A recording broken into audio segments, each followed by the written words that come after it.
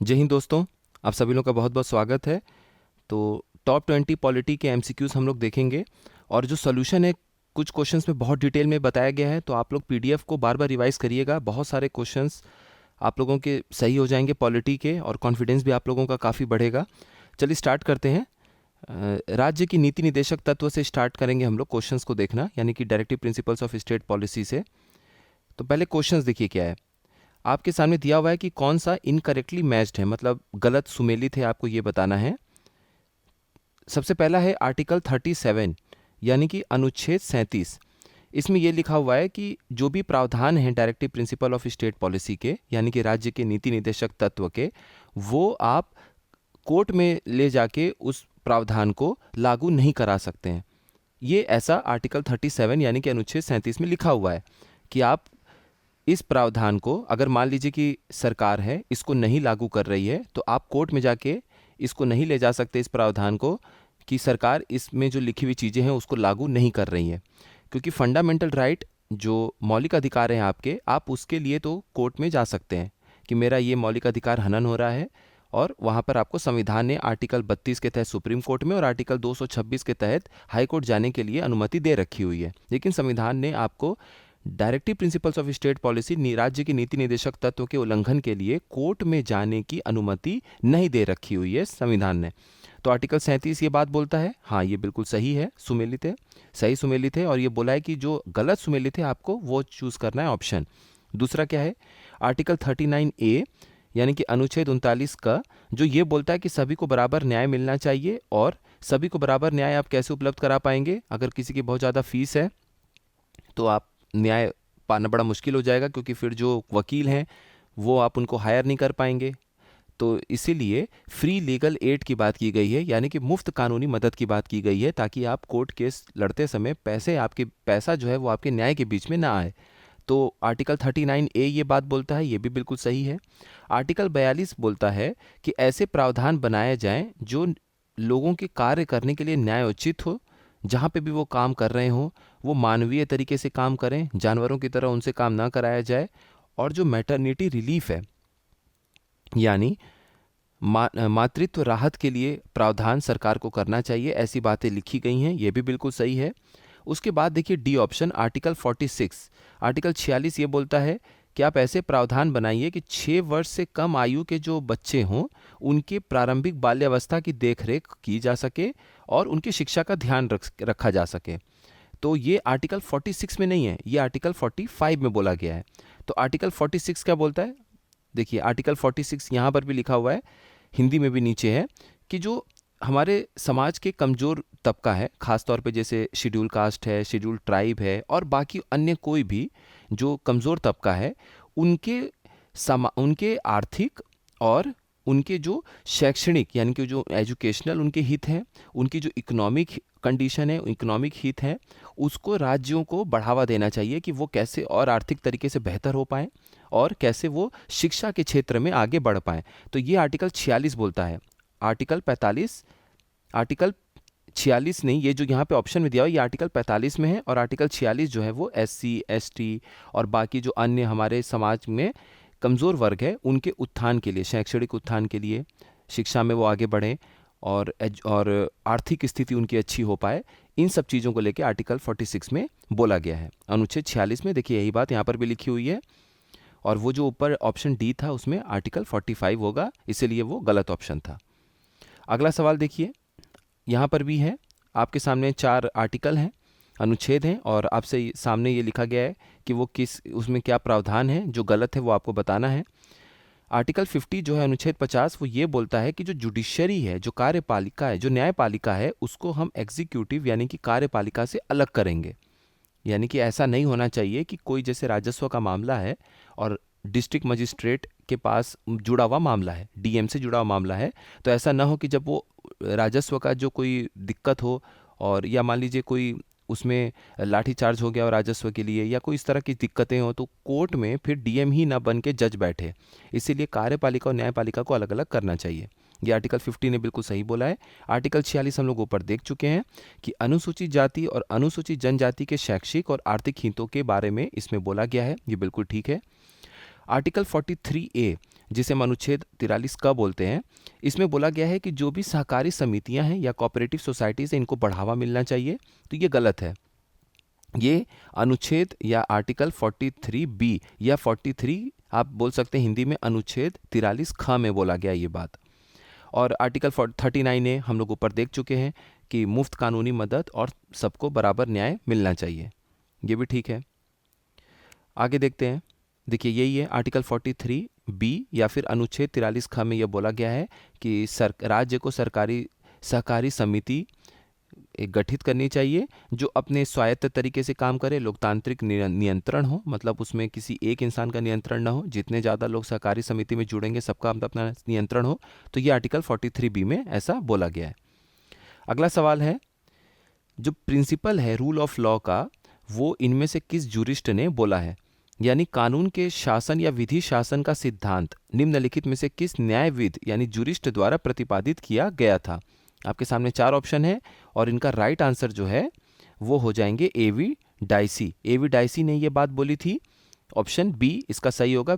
जो सिद्धांत था रूल ऑफ लॉ का, यानी कि कानून का शासन या विधि का शासन का सिद्धांत जो है वो एवी डाइसी ने दिया था। इसमें आप थोड़ा सा डिटेल देख सकते हैं कि उनकी एक बड़ी ज़बरदस्त किताब थी, 1885 में पब्लिश हुई थी, प्रकाशित हुई थी, जिसका नाम था the law and the constitution, यानी कानून और संविधान के ऊपर उन्होंने एक पुस्तक लिखी थी जो कि 1885 में प्रकाशित हुई थी। उसमें उन्होंने रूल ऑफ लॉ की बात की थी। तो देखिए रूल ऑफ लॉ बहुत फेमस है, हो सकता है आपसे कभी ये पूछ दें कि उनकी कौन सी पुस्तक है या किसकी पुस्तक है, या कभी ईयर ही पूछ देते हैं तो 1885 लिखा हुआ कुछ आ जाए, तो आप लोग समझ जाइएगा। इसमें 3 सिद्धांत है। कानून सर्वोच्च है यानी कि सुप्रीमेसी ऑफ लॉ होता है। कानून के समक्ष सभी लोग समान हैं, इक्वलिटी बिफोर लॉ, इसीलिए हमारा अनुच्छेद 14 आर्टिकल 14 में इक्वलिटी बिफोर लॉ के बारे में बताया गया है। और ये भी बोला गया है रूल ऑफ लॉ में कि लीगल स्पिरिट प्रीडोमिनेंट रहेगा, यानी कि वैधानिक भावना हमेशा प्रधान रहेगा। हमेशा ये समाज में ऐसा माहौल बना रहना चाहिए कि कानून की ही चीज़ों से सब कुछ चल रहा है और कानून का पालन किया जा रहा है। अगला सवाल है, जो हमारा संविधान है वो अलग से अधिकार नहीं देता है प्रेस की आज़ादी का, लेकिन जो प्रेस की आज़ादी है वो हमारे संविधान के किस अनुच्छेद के तहत जो है पहले से मौजूद है? तो पहले से वो चूंकि मौजूद है इसीलिए अलग से प्रेस की आज़ादी के बारे में वर्णन नहीं किया गया है। तो यही सवाल है। सवाल एक बार और देख लीजिए। भारतीय संविधान प्रेस की स्वतंत्रता का अधिकार नहीं देता है। नहीं देता है मतलब कि अलग से नहीं बताता है, लेकिन प्रेस की स्वतंत्रता का अधिकार किस में शामिल है? ये 4 ऑप्शन है। तो इसका राइट आंसर हो जाएगा ए, article 19 clause 1 sub clause A, या हिंदी में कह सकते हैं सब क्लॉज ख।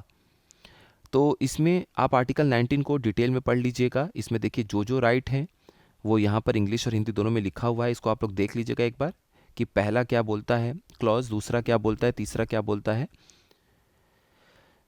आगे देखते हैं। अब ये सवाल देखिए, इनमें से कौन सा ऐसा कंडीशन है या इनमें से कौन सा जो दिया हुआ ऑप्शन है वो आर्टिकल 21 अनुच्छेद 21 के दायरे में नहीं आता है? यानी निम्नलिखित में से कौन सा संविधान के अनुच्छेद 21 के दायरे में नहीं आता है? किसी डॉक्टर द्वारा चोट लगने पर अगर कोई चिकित्सा सहायता प्रदान किया जाए तो ये मुद्दा आता है कि नहीं? कार्यस्थल पर महिलाओं का यौन उत्पीड़न यानी कि sexual harassment of women at work place, और पहला ऑप्शन था मेडिकल एड अगर दिया जाए किसी इंजर्ड व्यक्ति को डॉक्टर के द्वारा। तीसरा है pollution of the quality of water, यानी कि जल की गुणवत्ता का प्रदूषण का मामला है, तो क्या ये आर्टिकल 21 के तहत आएगा कि नहीं? और कैपिटल पनिशमेंट यानी कि मृत्यु दंड जो है वो अनुच्छेद 21 के दायरे में आएगा कि नहीं? तो इसका राइट आंसर हो जाएगा डी, जो कैपिटल पनिशमेंट है, जो मृत्यु दंड है, वो अनुच्छेद 21 के दायरे में नहीं आता है। कैसे? अब अनुच्छेद 21 आपका ये कहता है कि आपके पास जीवन का अधिकार है, आपके पास लिबर्टी है, और आपका जीवन प्रॉपर कानून के तहत ही लिया जा सकता है। यानी कि कैपिटल पनिशमेंट या मृत्यु दंड जो है कानूनी प्रक्रिया के तहत अगर किसी को मिलता है तभी उसका जीवन जो है वो लिया जा सकता है। तो इसीलिए अगर आर्टिकल 21 में मृत्यु दंड को भी सुनिश्चित कर दिया जाएगा तो जाहिर सी बात है मृत्यु दंड बंद हो जाएगा। और अपने देश में कैपिटल पनिशमेंट अभी मतलब बंद नहीं हुआ है, मृत्यु दंड अभी भी अपने देश में चालू है। अब देखिए, आपको इम्पॉर्टेंट चीज़ ये इसमें समझना है कि सुप्रीम कोर्ट ने ये बातें जो कही थी वो Bachchan Singh versus state of Punjab एक केस था 1980 का, यानी कि बच्चन सिंह बनाम पंजाब राज्य का एक केस था 1980 का।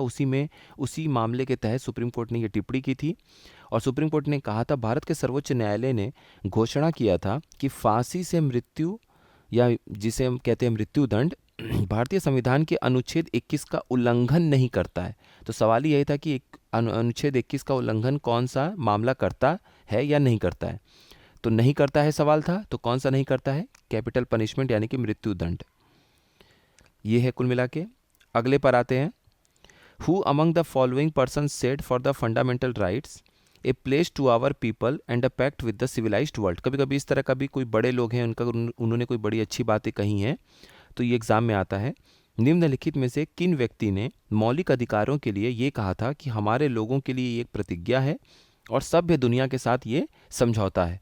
तो ये बात कहने वाले थे डॉक्टर एस राधाकृष्णन, हमारे पहले उपराष्ट्रपति। ऑप्शन हो जाएगा डी। अब देखिए 4 ऑप्शन है और आपको बताना है कि कौन सा आर्टिकल इसमें से सही है या कौन सा आर्टिकल इसमें से सही नहीं है। एबोलिशन ऑफ टाइटल्स, यानी जो भी उपाधियां दी जाती हैं उनका उन्मूलन किया गया है, उनको हटाया गया है कि अपने देश में आज़ाद भारत में कौन सा टाइटल है कौन सा टाइटल नहीं है। जैसे पहले राय बहादुर, इस तरह के बहुत सारे टाइटल हुआ करते थे, तो आज़ाद भारत में इन टाइटल्स की कोई ज़रूरत नहीं, उपाधि की ज़रूरत नहीं है, उसको आर्टिकल 18 अनुच्छेद 18 के तहत हटा दिया गया है। तो ये तो सही है। Freedom to manage religious affairs, धार्मिक मामलों के प्रबंधन की स्वतंत्रता आपको अनुच्छेद 27 के तहत दी जाती है, तो ये गलत है, इसका अनुच्छेद 26 हो जाएगा। Protection of language of minorities, अल्पसंख्यकों की भाषा का संरक्षण आपको अनुच्छेद 29 के तहत दिया जाता है। देखिए अल्पसंख्यक का एग्जैक्ट डिफिनीशन तो नहीं संविधान ने बताया, लेकिन भाषा के आधार पर भी और कल्चर के आधार पर भी आप अल्पसंख्यक करार किए जा सकते हैं। और राइट टू एजुकेशन जो है, यानी कि जो शिक्षा का अधिकार आपको दिया गया है, ये अनुच्छेद 21 का या आर्टिकल 21A के तहत किया गया, ये भी बिल्कुल सही है। धार्मिक मामलों के प्रबंधन की स्वतंत्रता यानी freedom to manage religious affairs जो है वो आर्टिकल 26 के तहत आता है। अब आपका काम ये है बताना कि ये जो आर्टिकल 27 है इसमें क्या लिखा गया है, अनुच्छेद 27 में क्या लिखा गया है बताइएगा, और हर बार की तरह जो भी इसके बारे में ठीक ठाक एक्सप्लेनेशन देंगे उनके कमेंट को पिन कर दिया जाएगा। अगला सवाल है, देखिए ये सवाल है 42वें कॉन्स्टिट्यूशनल अमेंडमेंट एक्ट यानी कि 42वें संशोधन अधिनियम के तहत आपको बताना है कि कौन सा कथन सही नहीं है। देखिए इसमें क्या लिखा है, इन्होंने क्या किया 42वें संशोधन अधिनियम से कि लोकसभा और जो भी आपके विधानसभा हैं उनके कार्यकाल को 5 साल से बढ़ाकर 6 साल कर दिया। तो ये स्टेटमेंट सही है और अब आपका क्वेश्चन का आंसर वो होगा जो गलत है। तो ये स्टेटमेंट तो सही है, तो ये हमारा आंसर नहीं है। दूसरा क्या है, राष्ट्रपति जो हैं वो मंत्री परिषद के सलाह के अनुसार ही, यानी कि the president shell act in accordance with the advice of the council of ministers. ठीक है, मतलब राष्ट्रपति जो है वो मंत्री परिषद के सलाह के अनुसार ही कार्य करेंगे, ऐसी बात अनुच्छेद 74 यानी कि आर्टिकल 74 में लिखी हुई है। तो ये भी बिल्कुल सही बात लिखा हुआ है। आर्टिकल 42 के तहत आर्टिकल 42 नहीं 42वें संवैधानिक संशोधन के तहत इस बात को जोड़ा गया था। तीसरा, इसी एक्ट ने 42nd कॉन्स्टिट्यूशनल अमेंडमेंट एक्ट ने कुछ अनुच्छेद जोड़े, जो था अनुच्छेद 43A, 39A और 48A, यानी कि 43 का, 39 का और 48 का। ये भी बिल्कुल ठीक बात है। अगला है ऑप्शन, राष्ट्रपति को इमरजेंसी के दौरान, देखिए ये क्या लिखा है डी ऑप्शन, कि अगर राष्ट्रपति इमरजेंसी डिक्लेयर करेंगे यानी आपातकाल हमारे देश में उसकी घोषणा करेंगे, तो वो भारत के किसी भी हिस्से में घोषणा नहीं कर सकते हैं, वो पूरे भारत में ही एक बार में ही इमरजेंसी को डिक्लेयर करेंगे या उसको घोषित करेंगे। यानी कभी भी राष्ट्रपति अगर आपातकाल घोषित करते हैं तो वो एक साथ पूरे भारत में लागू होगा, वो किसी एक हिस्से के लिए, किसी एक जगह के लिए आपातकाल घोषित नहीं कर सकते हैं। तो ये बात गलत है, उल्टा है। बल्कि जो 42वां संशोधन अधिनियम था, संवैधानिक संशोधन अधिनियम यानी कि 42nd कॉन्स्टिट्यूशनल अमेंडमेंट एक्ट, उसने बल्कि ये बात कहा कि राष्ट्रपति जी को अब अधिकार दिया जाता है, देखिए राष्ट्रपति जी को देश के किसी भी हिस्से में आपातकाल की घोषणा करने के लिए अधिकृत किया जाता है, ऑथराइज किया जाता है। ये बात बल्कि 42वें संवैधानिक संशोधन अधिनियम ने बोली थी। और वो जो 3 आर्टिकल हमने देखा जो उसने ऐड किया है, जोड़ा है संविधान में, वो क्या है, उसके तहत आर्टिकल 39A हम पहले भी देख चुके हैं, आर्टिकल अनुच्छेद 39 का, जिसमें कहा गया है कि सभी को बराबर न्याय का माहौल आपको देश में बढ़ाना है और गरीबों को मुफ्त कानूनी मदद देनी है। आर्टिकल 43A की जो बात है अनुच्छेद 43 का, उसमें ये था कि हमें कुछ ऐसे कदम उठाने हैं जिससे कि जो वर्कर्स हैं, जो मजदूर श्रमिक हैं, उनका इंडस्ट्री के मैनेजमेंट में, उनका उद्योगों के प्रबंधन में एक भागीदारी सुनिश्चित हो पाए। तभी क्या होगा कि प्रबंधन उस हिसाब से उनकी सैलरी, बोनस, उनके कार्य का जो कंडीशन है, अवस्था है, उसको ध्यान दे सकता है। और तीसरा है आर्टिकल 48A यानी अनुच्छेद 48 का, जो हमें ये बोलता है कि पर्यावरण की रक्षा करनी है हमें, to protect and improve the environment. और जो भी वन्य जीव हैं, वाइल्ड लाइफ, जंगल हैं, वन हैं, फॉरेस्ट हैं, इनकी भी हमें सुरक्षा करनी है। ये बात किस में लिखी हुई है? ये भी DPSP यानी कि directive principles of state policy, राज्य के नीति निर्देशक तत्वों में लिखे हुए हैं। और ये तीनों जो अनुच्छेद हमने अभी पढ़ा, आर्टिकल 39A, 43A, 48A, प्रावधान तो आपको पता होना चाहिए उसमें क्या लिखा है। साथ ही साथ ये 42वें संवैधानिक संशोधन अधिनियम यानी कि 42nd कॉन्स्टिट्यूशनल अमेंडमेंट एक्ट ने इसको जोड़ा है। अगला सवाल है, इनमें से कौन सा ऐसा संवैधानिक प्रावधान है जो हमने भारत सरकार अधिनियम 1935 यानी कि गवर्नमेंट ऑफ इंडिया 1935 से नहीं उधार लिया, नहीं लिया है, अपने संविधान में शामिल नहीं किया है? ऑफिस ऑफ गवर्नर, गवर्नर का ऑफिस। इमरजेंसी प्रावधान, गवर्नर का ऑफिस हमने लिया हुआ है गवर्नमेंट ऑफ इंडिया 1935 से, इमरजेंसी प्रावधान भी लिया है, पब्लिक सर्विस कमीशन भी लिया है, लेकिन उपराष्ट्रपति का जो पद है वो हमने ये प्रावधान गवर्नमेंट ऑफ इंडिया एक्ट 1935 से नहीं लिया है। और बिल्कुल बेसिक आप दिमाग लगा सकते हैं, गवर्नमेंट ऑफ इंडिया एक्ट 1935 जो है वो अंग्रेजों का बनाया हुआ है, और ब्रिटेन में प्रेसिडेंट वाइस प्रेसिडेंट का कोई मतलब है नहीं, वहाँ तो प्राइम मिनिस्टर का सिस्टम है और मंत्रिपरिषद का सिस्टम है जो हमने अपनाया हुआ है। ये प्रावधान हमें कहाँ से मिलेगा? ये प्रावधान हमने लिया है US से, ठीक है, अमेरिका के संविधान से हमने ये प्रावधान लिया हुआ है। तो वही लिखा है कि the provision for the post of vice president has been taken from US constitution. उपराष्ट्रपति पद का प्रावधान अमेरिकी संविधान से लिया गया है। और जो इमरजेंसी को हमने सस्पेंड करने का प्रावधान लिया है कि इमरजेंसी के समय हमें क्या क्या चीज़ें, आपातकाल का निलंबन कैसे होगा, मतलब आपातकाल के समय हमें क्या क्या चीज़ सस्पेंड करनी है, हमें कैसे उसको पालन करना है, ये सब चीज़ें हमने जर्मनी से ली हुई है। तो इस बात को ध्यान रखिएगा। और यहाँ पर जो लिखा हुआ है कि इमरजेंसी के जो प्रावधान है वो तो गवर्नमेंट ऑफ इंडिया एक्ट से लिया हुआ है हमने, लेकिन जो इमरजेंसी के समय हम मौलिक अधिकारों का हनन कर देते हैं, सस्पेंशन कर देते हैं, जिसमें आर्टिकल 359, 358 आते हैं, वो हमने जर्मनी से लिया हुआ है। 10वां क्वेश्चन देखिएगा, आपको फिर से बताना है कि कौन कौन से ऐसे संविधान के प्रावधान हैं जो हमने देशों से लिया है। ये जो प्रावधान है कॉन्करेंट लिस्ट का यानी समवर्ती सूची का, ये हमने कनाडा के संविधान से लिया है, तो इसका आंसर है नहीं। ये हमने ऑस्ट्रेलिया के संविधान से उठाया है इस प्रावधान को। और दूसरा जो है, ये जो प्रावधान है ज्वाइंट सिटिंग का, संयुक्त बैठक का, ये हमने ऑस्ट्रेलिया के संविधान से इस प्रावधान को लिया है, तो ये बिल्कुल सही है। ज्वाइंट सिटिंग की जहाँ तक बात है, आर्टिकल 108 के तहत, अनुच्छेद 108 के तहत संयुक्त बैठक यानी कि ज्वाइंट सिटिंग का प्रावधान है। अब देखिए इसमें ध्यान क्या रखना है, ज्वाइंट सिटिंग को बुलाने वाले कौन होते हैं? राष्ट्रपति। राष्ट्रपति इस बात की घोषणा करेंगे कि एक ज्वाइंट सिटिंग बैठानी है, यानी कि जो संयुक्त बैठक है लोकसभा और राज्यसभा की, वो बैठेगी एक साथ। राष्ट्रपति इसको बुलाएंगे, लेकिन उसकी अध्यक्षता कौन करेगा, कौन प्रिसाइड करेगा? वो है लोकसभा स्पीकर। अब मान लीजिए लोकसभा स्पीकर किसी भी तरह से उपलब्ध नहीं हो पाते हैं, तब उसके बाद कौन उनके गद्दी पर बैठेगा? अगर लोकसभा के स्पीकर नहीं हैं, तब उनकी जगह जो डिप्टी स्पीकर है आप उनको बैठा सकते हैं, या फिर वो भी अगर नहीं है तो फिर जो वाइस चेयरमैन हैं, जो उप सभापति होंगे राज्यसभा के, वो गद्दी पे बैठेंगे। लेकिन किसी भी हालत में जो चेयरमैन है राज्यसभा के, वो नहीं बैठेंगे। क्यों? क्योंकि जो चेयरमैन है राज्यसभा के, वो वाइस प्रेसिडेंट ही तो होते हैं। और उपराष्ट्रपति क्या सदन के सांसद में से एक होते हैं? नहीं, उपराष्ट्रपति को तो सांसद लोग अलग से चुनते हैं। तो इसीलिए चूंकि वो सदन का हिस्सा हैं भी, लेकिन एक तरीके से नहीं भी हैं, क्योंकि वो कोई सांसद नहीं है, इसीलिए संयुक्त बैठक में उनको शामिल नहीं किया जाता है, उनकी अध्यक्षता नहीं स्वीकारी जाती है। आगे देखते हैं क्वेश्चन नंबर 11। आपको यह बताना है कि कौन सा इनमें से थर्ड शेड्यूल में नहीं शामिल होते हैं, जहां पर ओथ लेने की बात होती है, यानी शपथ के स्वरूप से संबंधित तीसरी अनुसूची के अंतर्गत निम्नलिखित में से कौन सा शामिल नहीं है। तो तीसरी अनुसूची यानी थर्ड शेड्यूल में हम बात करते हैं कुछ ऐसे पद पर बैठे हुए लोगों के बारे में जो कि शपथ ग्रहण करते हैं। अब आपको ये समझना है यहाँ पे कि इनमें से दिए गए जो भी पद पे बैठे हुए लोग हैं, वो कौन हैं जो शपथ ग्रहण, जो तीसरी अनुसूची में शपथ ग्रहण की एक लिस्ट बनाई गई है कि ये लोग इसमें शामिल होंगे, उसमें ये शामिल नहीं होते हैं।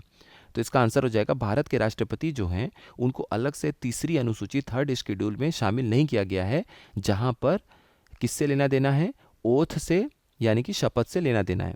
अब आप समझिए कि कैसे लोगों को थर्ड शेड्यूल या तीसरी अनुसूची में शामिल किया गया है, उनके शपथ जब उनको लेना होता है, मतलब शपथ से जुड़ा हुआ ये तीसरा अनुसूची है। आपको ये सोचना पड़ेगा, ये जानना पड़ेगा कि कौन से ऐसे लोग हैं जिनको उसमें शामिल किया गया है। तो बहुत बेसिक है, कैसे आप देखेंगे, इंग्लिश हिंदी दोनों में आप रिवाइज कर लीजिएगा। देखिए सबसे पहले आप उनको सोचिए जो विधायक का चुनाव लड़ रहे हैं, विधायकी का चुनाव लड़ रहे हैं, यानी जो एमएलए बनना चाहते हैं। तो जो एमएलए बनना चाहते हैं वो होंगे आपके स्टेट लेजिस्लेचर इलेक्शन कैंडिडेट, यानी कि राज्य के विधानसभा चुनाव लड़ने वाले वो प्रतिनिधि हैं। अब उसी तरीके से केंद्र में सोचेंगे तो लोकसभा का चुनाव लड़ने वाले, जो एमपी का चुनाव लड़ने वाले प्रतिनिधि हैं। तो ये दोनों लोग का जो शपथ ग्रहण है वो तीसरी अनुसूची थर्ड शेड्यूल में शामिल होगी। अब अगर ये लोग जीत गए तो क्या बन जाएंगे, सांसद हो जाएंगे केंद्र में, राज्य में हो जाएंगे एमएलए। तो वहाँ सांसद हो जाएंगे, यहाँ विधायक हो जाएंगे, तो फिर इनको भी शामिल कर लीजिए मेंबर ऑफ पार्लियामेंट, और यहाँ शामिल कर लीजिए स्टेट लेजिस्लेचर मेंबर्स यानी कि एमएलए। अब अगर इन सांसद और विधायक में से कोई मंत्री बन जाता है तो उनका जो ओथ है, उनका जो शपथ ग्रहण है वो भी थर्ड शेड्यूल में शामिल है। तो वो हो जाएंगे यूनियन मिनिस्टर ऑफ इंडिया अगर वो केंद्र में है, और स्टेट मिनिस्टर हो जाएंगे अगर वो राज्य में है। तो इस तरीके से 6 इस तरह के लोगों को आपने शामिल कर लिया। फिर सुप्रीम कोर्ट के जो जज हैं और जो हाई कोर्ट के जज हैं ये भी तीसरी अनुसूची में शामिल होते हैं। और एक और हैं जो संवैधानिक पद पर और बैठे हुए हैं, वो है controller and auditor general CAG. ठीक है, तो इतना कम से कम देखना था आपको, नियंत्रक एवं महालेखा परीक्षक। इसको रिवाइज कर लीजिएगा, याद आ जाएगा। अगला सवाल है, किस शेड्यूल के तहत एक जमीन अगर ट्रांसफर किया जाता है ट्राइबल लैंड से किसी प्राइवेट पार्टी को माइनिंग के पर्पज से, तो उसे कोर्ट जो है वो नल एंड वॉइड करार दे सकता है। यानी भारत के संविधान की किस अनुसूची के तहत खनन के लिए, ठीक है, खनन के लिए निजी पक्षों को आदिवासी भूमि का हस्तांतरण अमान्य घोषित किया जाएगा। तो अगर मान लीजिए कि कोई ट्राइबल बेल्ट के कोई हैं लोग, उनकी ज़मीन है और आप लीज पर माइनिंग के लिए अगर उनकी ज़मीन को आप हस्तांतरित कर देते हैं आदिवासियों की भूमि को, तो वो जो है कोर्ट के द्वारा अमान्य घोषित किया जा सकता है। ये किस अनुसूची में लिखा हुआ है, तो ये 5th शेड्यूल 5वीं अनुसूची में ये बात लिखी गई है। कैसे, क्योंकि जो संविधान की 5वीं अनुसूची है वो असम, मेघालय, त्रिपुरा और मिजोरम को छोड़कर किसी भी राज्य में अनुसूचित जाति क्षेत्रों और अनुसूचित जनजातियों के प्रशासन और नियंत्रण से संबंधित है। और जो 6th शेड्यूल है 6वीं अनुसूची, उसमें कौन कौन से राज्य आते हैं, तो एटीएम मशीन याद रखिएगा, आसाम, त्रिपुरा, मेघालय और मिजोरम। ये जो 4 राज्य हैं, इन यहाँ पर जो भी जनजाति के लोग हैं, अनुसूचित जनजाति के लोग हैं, उनके प्रशासन, उनके हितों से जुड़े हुए जो भी मामले हैं वो 6th शेड्यूल यानी कि 6वें अनुसूची में शामिल किए गए हैं। और इसके अलावा देश में कहीं भी जो भी अनुसूचित क्षेत्र यानी शेड्यूल्ड एरिया हैं और शेड्यूल्ड ट्राइब्स अनुसूचित जनजाति के लोग हैं, उनके हितों की बात जहाँ की गई है, उनके हितों की रक्षा की बात जहाँ की गई है, वो सब के सब 5th शेड्यूल यानी कि 5वीं अनुसूची में शामिल किए गए हैं। यही इसमें कॉन्सेप्ट था। देखिए ये विशेष प्रावधान वाले आर्टिकल हैं कुछ, इसको अच्छे से देख लीजिएगा। इसमें आपको बताना है कि कौन सा सही नहीं है। तो आर्टिकल 371A स्पेशल प्रावधान है नागालैंड के लिए, बिल्कुल सही। आर्टिकल 371B आसाम के लिए बिल्कुल सही। आर्टिकल 371C मेघालय के लिए नहीं, मेघालय नहीं शामिल है स्पेशल प्रावधान में, ये मिजोरम होना चाहिए। और आर्टिकल 371D आंध्र प्रदेश के लिए है, ये बिल्कुल ठीक है। अब सॉल्यूशन देखिए आपको कैसे पढ़ना है। ये भारत के अलग अलग राज्यों के हिसाब से यहाँ पर लिखा हुआ है, आप अंदर बिल्कुल मत पढ़िएगा ज़्यादा, ऊपर से बस देख लीजिएगा। जैसे ये आसाम है, आसाम में लिखा है कि आर्टिकल 371B स्पेशल प्रावधान है जिसमें आसाम को शामिल किया गया है 42वें संशोधन अधिनियम के तहत 1969 में जो किया गया था। अरुणाचल प्रदेश का देखेंगे तो आर्टिकल 371H है, और हर एक के संशोधन के साथ में लगभग आर्टिकल भी मेंशन किया गया, लिखा गया। तो आप लोग इसको ऐसे ऊपर से भी पढ़ लेंगे तो आपका काम हो जाएगा। अगला देखिएगा क्वेश्चन, इनमें से आपको बताना है कि कौन सा सही सुमेलित नहीं है। अनुच्छेद 61 यानी आर्टिकल 61 जो है वो हमें बताता है उस प्रक्रिया के बारे में जिसके तहत हम राष्ट्रपति पर महाभियोग चला सकते हैं, यानी कि वो आर्टिकल 61 हमें प्रोसीजर बताता है for the impeachment of the president. तो ये बिल्कुल ठीक है, आर्टिकल 61 में ये बात लिखी गई है। और राष्ट्रपति का उल्लेख किस में किया गया है? आर्टिकल 52 में। ठीक है, ये बोला गया है कि हमारे देश में एक राष्ट्रपति होंगे, आर्टिकल 52 में ये बात की गई है। और 11 जब जोड़ेंगे आर्टिकल 63 तब उसमें उपराष्ट्रपति जी के बारे में वर्णन किया गया है। और उपराष्ट्रपति ही पदेन अध्यक्ष यानी कि एक्स ऑफिशियो चेयरमैन होंगे किसके? राज्यसभा के। ये बात 2 आर्टिकल में लिखा गया अनुच्छेद में। एक तो आर्टिकल 64 में ये बात लिखी गई है कि जो भी इंसान उपराष्ट्रपति बनेगा वो अपने आप राज्यसभा का चेयरमैन बन जाएगा। तो हम इसे अच्छे तरीके से शब्दों में बोलते हैं पदेन अध्यक्ष। पदेन अध्यक्ष का मतलब है कि एक पद पर बैठने की वजह से आप दूसरे जगह के अपने आप पद पर विराजमान हो गए।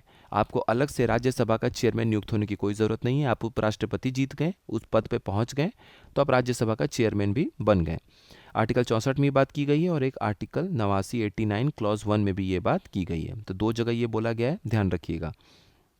अगला है आर्टिकल 67 क्लॉज बी यानी कि अनुच्छेद 67 ख, ये बी ए ख लिख लीजिएगा। इसमें बोला गया है कि कैसे आप उपराष्ट्रपति को हटा सकते हैं। बिल्कुल ठीक। आर्टिकल 93 में बोला गया है कि लोकसभा के स्पीकर को आप कैसे हटा सकते हैं। नहीं, लोकसभा के स्पीकर रिजाइन दे दें, कैसे अपने पद से हट सकते हैं, ये सब अनुच्छेद 94 जो अगला आर्टिकल है आर्टिकल 93 के बाद उसमें बोला गया है। आर्टिकल 93 में सिर्फ लोकसभा स्पीकर कैसे वो चुने जाएंगे, डिप्टी स्पीकर कैसे चुने जाएंगे, उसके बारे में बताया गया है। और आर्टिकल 90 वो बताता है हमें कि डिप्टी चेयरमैन जो है राज्यसभा के वो कैसे हटाए जाएंगे। ये बिल्कुल ठीक है। और आर्टिकल 89 में राज्यसभा के चेयरमैन, उपचेयरमैन और उपसभापति दोनों के बारे में बताया गया है। तो यहीं पे ये बात लिखी गई है, आप लोग इसको पढ़ लीजिएगा। अगला सवाल है, इनमें से आपको बताना है कि कौन सा गलत है, कौन सा सही सुमेलित नहीं है। आर्टिकल 323A उसके तहत, जो आर्टिकल 323 का है उसके तहत हम प्रशासनिक न्यायाधिकरण यानी एडमिनिस्ट्रेटिव ट्रिब्यूनल्स को देखते हैं, बिल्कुल सही है। आर्टिकल 332 के तहत हम रिजर्वेशन रखते हैं सीट्स के लिए हर राज्य में SC ST के लिए, बिल्कुल ठीक है। आर्टिकल 330 के लिए रिजर्वेशन हम रखते हैं SC ST की सीट के लिए लोकसभा में। और आर्टिकल 319 में हमें पता चलता है कि पब्लिक सर्विस कमीशन लोक सेवा आयोग के क्या कार्य हैं। तो ये आंसर होना चाहिए इसका आर्टिकल 320। आर्टिकल 320 यानी कि अनुच्छेद 320 में पब्लिक सर्विस कमीशन का कार्य हमें पता होना चाहिए, आर्टिकल 320 में, ठीक है, आर्टिकल 319 में नहीं। अगला सवाल है, विच आर्टिकल ये जो भारतीय संविधान का कौन सा अनुच्छेद है जो लोकसभा और विधानसभा के प्रतिनिधियों को चुनने के लिए मतदान का अधिकार अर्थात वयस्क मताधिकार प्रदान करता है। यानी which article of the Indian constitution provides right to vote that is adult suffrage for electing the representatives of Lok Sabha and Rajya Sabha Vidhan Sabha. तो इसका राइट आंसर हो जाएगा ए, आर्टिकल 326। तो आर्टिकल 326 के बारे में अगर आप पढ़ेंगे तो जो 61st कॉन्स्टिट्यूशनल अमेंडमेंट एक्ट था 1988 में, यानी भारत के संविधान का 61वां संशोधन, जिसमें आधिकारिक तौर पर हम कहते हैं संविधान 61वां संशोधन अधिनियम 1988, इसने लोकसभा और राज्यों की विधानसभाओं के मतदान में, चुनावों में जो मतदान की आयु है वो 21 वर्ष से घटाकर 18 कर दी थी। इसको ध्यान रखिएगा। Which one among the following is not correctly matched, इनमें से कौन सा सही सुमेलित नहीं है? प्रावधान और संविधान का भाग। तो ये जो पार्ट्स हैं ऑफ द कॉन्स्टिट्यूशन या संविधान का जो भाग है उस पर भी कई बार आता है क्वेश्चन, तो इसको भी मैंने आपको डिटेल में प्रोवाइड किया हुआ है इसी PDF में, इसको रिवाइज कर लीजिएगा। चुनाव जो है वो पार्ट 14A में होता है, नहीं, पार्ट 15 के तहत होता है, ठीक है। स्पेशल प्रावधान है कुछ राज्यों के, पार्ट 16 में सही है। ऑफिशियल लैंग्वेज जो राजभाषा है वो पार्ट 17 में है, ये भी सही है। इमरजेंसी प्रावधान पार्ट 18 में है, ये भी सही है। तो गलत हो जाएगा 14 वाला। और यहाँ देखिए, ये मैंने हैंड रिटेन वाला आप लोगों के लिए अपलोड कर दिया, इसको अच्छे से पढ़ लीजिएगा। तो अगर आप इंपॉर्टेंट देखेंगे तो मोस्ट इंपॉर्टेंट में एक होता है पार्ट 8। पार्ट 8 जो है उसमें यूनियन टेरिटरीज हैं, यानी 8। और देखिए मैंने इस तरह से इसे थोड़ा सा लिख दिया था, 8 और केंद्रीय प्रशासित राज्यों का 60 तो इस तरीके से आपको याद आ जाएगा कि 8 जो है वो यूनियन टेरिटरीज के लिए है। जो 10 है उसमें शेड्यूल्ड और ट्राइबल एरियाज के बारे में बात किया गया है, तो 10th क्लास का शेड्यूल आ गया, ऐसे याद कर लीजिएगा। जो पार्ट 11 है उसमें रिलेशन बताया गया यूनियन और स्टेट्स का अलग अलग मुद्दे पे, तो 1 और 1 11, केंद्र और राज्य 11। पार्ट 12 में फाइनेंस, प्रॉपर्टी, कॉन्ट्रैक्ट, कुछ सूट यानी कि वित्त संपत्ति और मुकदमे का, ये वकील का बच गया 12, ऐसे करके याद कर लीजिएगा, इसमें फनी फनी टाइप का है ये। उसके बाद आर्टिकल, ये पार्ट 13 है, trade, commerce and intercourse with in, ये जो with in territory of India. ठीक है, तो ये आप जब पढ़ लेंगे तो इसमें बहुत सारी चीज़ें आपको याद आ जाएंगी। देखिए पार्ट 15 में चुनाव के बारे में लिखा गया है और पार्ट 17 में ऑफिशियल लैंग्वेज के बारे में लिखा गया है। अगला सवाल है, किस संविधान संशोधन अधिनियम के तहत दिल्ली को नेशनल कैपिटल रीजन का स्टेटस दिया गया था? यानी किस संविधान संशोधन अधिनियम द्वारा दिल्ली को राष्ट्रीय राजधानी क्षेत्र का दर्जा दिया गया था? और इसका आंसर हो जाएगा 69th। जो 69th कॉन्स्टिट्यूशनल अमेंडमेंट एक्ट था, उसी के तहत दिल्ली को नेशनल कैपिटल रीजन का जो दर्जा है वो दिया गया था। ये इंपॉर्टेंट है, कभी कभी क्वेश्चन आ जाता है और ये कई बार आया हुआ है, इसको अच्छे से ध्यान दीजिएगा। सिक्किम जो है वो भारत का राज्य बन पाया कौन से संविधान संशोधन अधिनियम के तहत? तो ये 36th कॉन्स्टिट्यूशनल अमेंडमेंट एक्ट के तहत आया था, इसको ध्यान रखिएगा।